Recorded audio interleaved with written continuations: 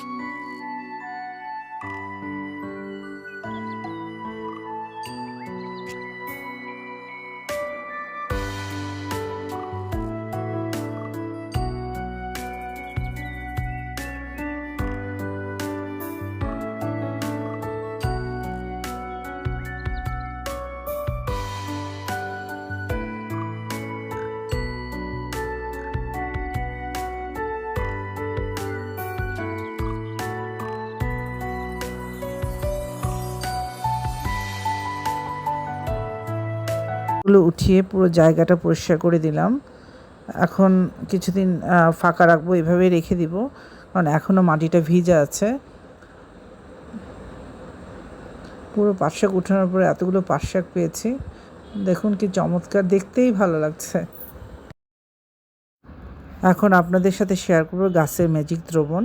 এটা বানাতে যা যা লাগবে: 5 লিটার পানি, 500 গ্রাম গুড়, এবং 500 গ্রাম গুড়টা পানির সাথে ভালো করে মিক্স করতে হবে। এটা যে কোনো গুড় হতে পারে, খেজুরের গুড়, আখের গুঁড়ো, ছোলা গুড়, যে কোনো গুড় 500 গ্রাম।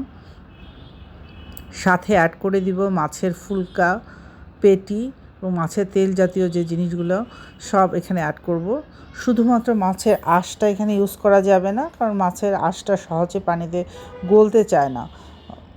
এই জন্য ওটা অ্যাভয়েড করে শুধুমাত্র মাছের পেটি আর ফুলকাটা আমরা ইউজ করব এখানে। এবং এই দ্রবণটা গাছের জন্য খুবই উপকারী। এটা নাইট্রোজেন সমৃদ্ধ প্রাকৃতিক জৈব সার।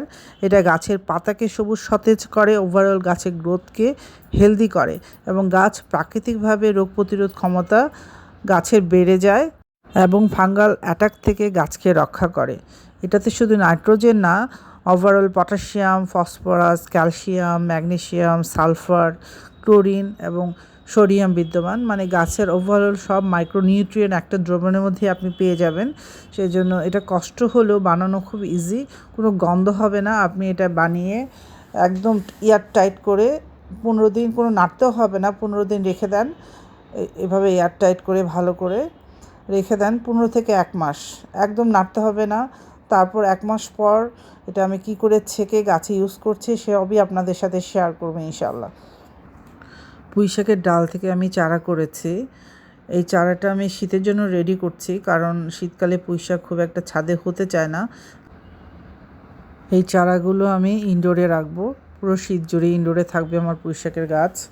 আপনাদের সাথে সবই শেয়ার করব। এখন বীজ বপনের জন্য মিডিয়া তৈরি করছি। প্রথমে যেটা ঢালছে সেটা হচ্ছে কেঁচো সার, তারপরে লাগবে হচ্ছে কোকোপিট, দেন বাগানের সাধারণ মাটি আর হলুদের গুঁড়া। এই তো আজ এই ভিডিও দিয়েই শেষ করছি। আমার এই ভিডিও যদি ভালো লেগে থাকে লাইক এবং সাবস্ক্রাইব করে আমার পাশে থাকবেন, আমাকে উৎসাহ দিবেন আমি নেক্সট ভিডিও নিয়ে আপনাদের মাঝে উপস্থিত হতে পারি। সবাই আমার জন্য দোয়া করবেন।